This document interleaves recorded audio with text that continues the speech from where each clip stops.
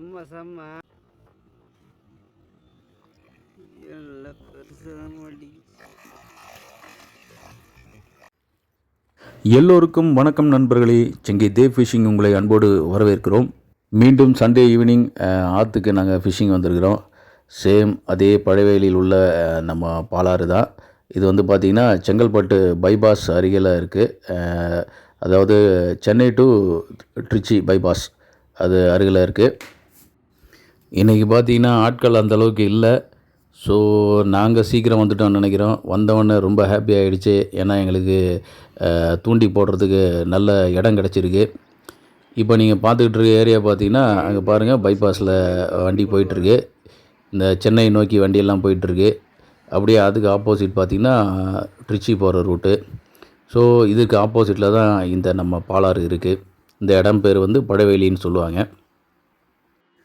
இடம் கொஞ்சம் ஃப்ரீயாக இருக்கவே உட்காந்து கொஞ்சம் ஆற்றை ரசிக்க ஆரம்பித்தாச்சு. இப்போ எழுந்து நின்று கொஞ்சம் லொக்கேஷன் பார்க்குறோம். ஏன்னா இடம் நல்லாவே ஃப்ரீயாக இருக்குது. ஸோ எங்கெங்கெல்லாம் பால் செட் போடலாம், கொஞ்சம் தள்ளி கூட போய் போடலாம்னு சொல்லிவிட்டு கொஞ்சம் லொக்கேஷன் பார்த்துட்ருக்கோம். ஸோ இப்போ பார்த்திங்கன்னா முதல் பால் செட்டு ரெடியாக இருக்குது. இப்போ எடுத்து ஆற்றுல போட வேண்டியது தான்.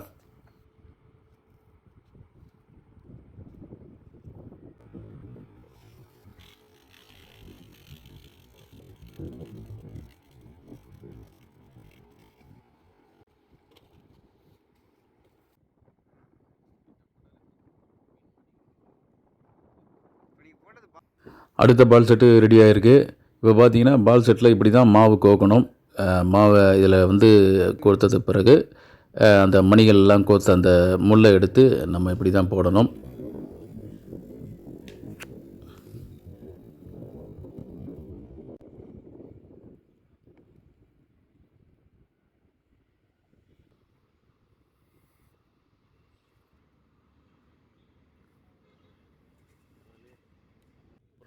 இப்போ பார்த்தீங்கன்னா நண்பர்களே, நம்ம பால் செட்டில் மாவு கோத்துக்கிட்டுருக்கோம். இந்த மாவு எப்படி ரெடி பண்ணுறோன்னா, இன்றைக்கி நாங்கள் எடுத்துகிட்டு வந்த பைட் பார்த்திங்கன்னா கோதுமை தவிடு, சத்து மாவு, அப்புறம் ஒரு 4 முட்டை, 2 பாக்கெட் கேசரி பவுடர், அப்புறமா கொஞ்சமாக மஞ்சத்தூள், இதெல்லாம் கலந்து தண்ணியை கொஞ்சம் நல்லா மிக்ஸ் பண்ணி நல்லா அந்த மாவை வந்து புட்டு மாதிரி பிசைஞ்சு வச்சுருக்கணும். அப்போ தான் அந்த மாவை நல்லா பிடிச்சி பைட்டாக வந்து நம்ம இதில் கோக்க முடியும். இப்படி ரெடி பண்ணிவிட்டு அதுக்கப்புறமா தான் நம்ம வந்து பால் செட்டில் மாவை இப்படி கோக்க முடியும். மாவு பார்த்திங்கன்னா ரொம்ப கட்டியாகவும் இருக்கக்கூடாது, ரொம்ப வந்து லூஸாகவும் இருக்கக்கூடாது. ஸோ அதுக்கு நடுவில் இருக்கணும். பைட்டு பார்த்திங்கன்னா அந்த பால் செட்டில் நல்லா ஓட்டிக்கிட்டு இருக்கணும். தண்ணியில் போட்டால் அது வந்து கரைஞ்சிடணும். கொஞ்சம் கொஞ்சமாக கரையணும், உடனே கரையக்கூடாது. இப்படி இருந்தால் தான் வந்து மீன்களும் பிடிக்கிறதுக்கு வந்து ஈஸியாக இருக்கும்.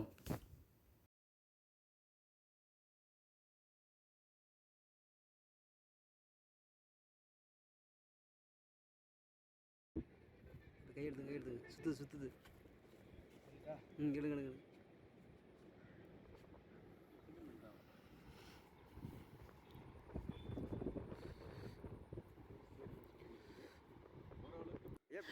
எப்போவுமே பார்த்தீங்கன்னா பால் செட் போடும்போது அந்த நிறைய சின்ன மீன்கள்லாம் இருக்கும். பார்த்திங்கன்னா இந்த ஆற்றுல நிறைய ஜிலேபி, சின்ன வகை கண்டையெல்லாம் இருக்கும். முதல்ல வந்து அந்த பால் செட் வாசனைக்கு, அந்த மாவு வாசனைக்கு அவங்க வந்துடுவாங்க.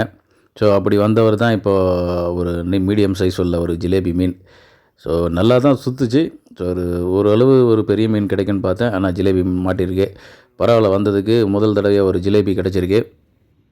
இப்போ பார்த்திங்கன்னா பால் செட்டை பொறுத்த மாத்திரம் நம்ம வந்து மீன் வந்து மிஸ் ஆக சான்ஸ் இல்லை. ஏதாவது ஒரு இடத்துல வந்து முள் மாட்டிக்கும். அந்த மாதிரி தான் இந்த மீனும் மாட்டிக்கிட்டு வந்திருக்கு.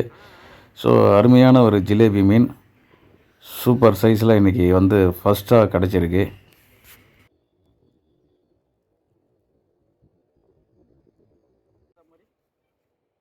அப்படியே பண்ணுங்க, போடுங்க.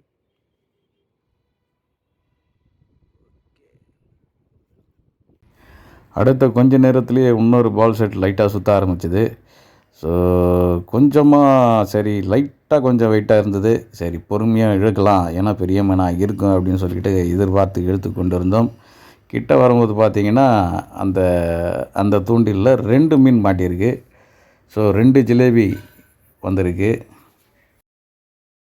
அப்போ இந்த ஆற்றுல பார்த்திங்கன்னா ஜிலேபி மீன்கள் நிறைய இருக்குது. பார்த்திங்கன்னா ஒரே தூண்டிலில் பார்த்திங்கன்னா 2 மீன் மாட்டியிருக்கு. ஸோ நிறைய மீன்கள் இதில் இருக்குது. ஸோ போட்டால் ஜிலேபி அதிகமாக கிடைக்க வாய்ப்பு இருக்குது. இதை மாத்திரம் நம்ம வலையில் பிடிச்சோன்னா இன்னும் அதிகமாக கிடைக்கும்.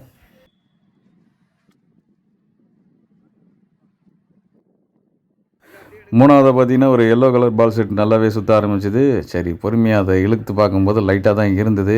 ஆனாலும் அந்த ஒயரில் வந்து கொஞ்சம் மீன் தட்டுறது நல்லா தெரியும். ஏன்னா மீன் மாட்டியிருந்ததுன்னா அதை எதிர்க்க இழுக்கும், அது நல்லா தெரியும். ஸோ இதுவும் கண்டிப்பாக ஜிலேபி மீன் தான். அது நம்ம அது மாட்டுறதை வச்சே கண்டுபிடிச்சிடலாம். மீனோட சைஸு அதை இழுக்கிறத வச்சே சின்ன மீன்கள் அப்படின்னு தெரிஞ்சிடும். ஸோ வந்தது பார்த்திங்கன்னா அடுத்தது ஒரு நல்ல சைஸ் ஜிலேபி தான் இதுவும். காட்டுங்க, மீனை காட்டுங்க. Okay, super. என்ன மீன் இது? இது பேர் வந்து ஜிலேபி. நார்த் சைடில் போனால் தலப்பியா என்கிற ஜிலேபி மீன். ஓகே. ஆற்றில் கிடைக்கும் ஜிலேபி மீன். ஆற்றில் ஜிலேபி, ஏரி ஜிலேபி. ஓகே. இந்த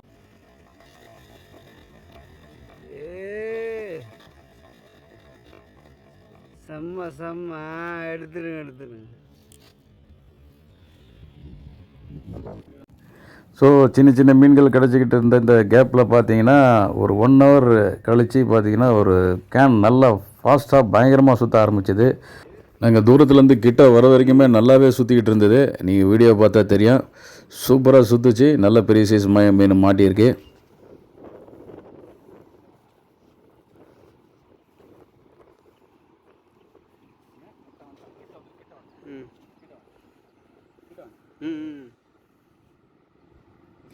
மீன் பார்த்திங்கன்னா கிட்ட வந்துடுச்சு. ஸோ நல்ல பெரிய சைஸ் மீன் தான் இது. பார்த்திங்கன்னா ரோகு மீன். பேர் என்ன?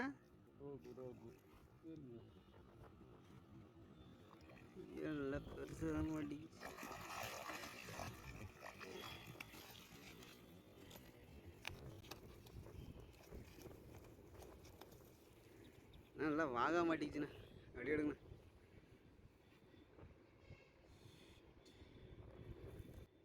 இன்றைக்கி பார்த்திங்கன்னா ஒரு நல்ல சைஸில் பார்த்திங்கன்னா ரோகு மீன் கிடச்சிருக்கு.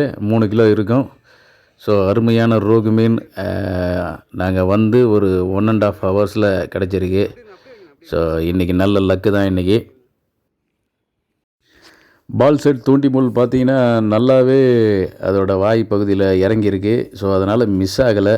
ஸோ இந்த சைஸ்லாம் பார்த்திங்கன்னா தூக்குனா கழட்டிக்கும் இந்த வெயிட்டுக்கெலாம். ஆனால் நல்ல முள் போட்டிருக்கிறதுனால அந்த அளவுக்கு கழட்டல. ஸோ இந்த மாதிரி நல்ல ஒரு காஸ்ட்லியான முட்கள் போட்டு நம்ம மீனை பிடிச்சோம்னா மீன் மிஸ் ஆக சான்ஸு கிடையாது.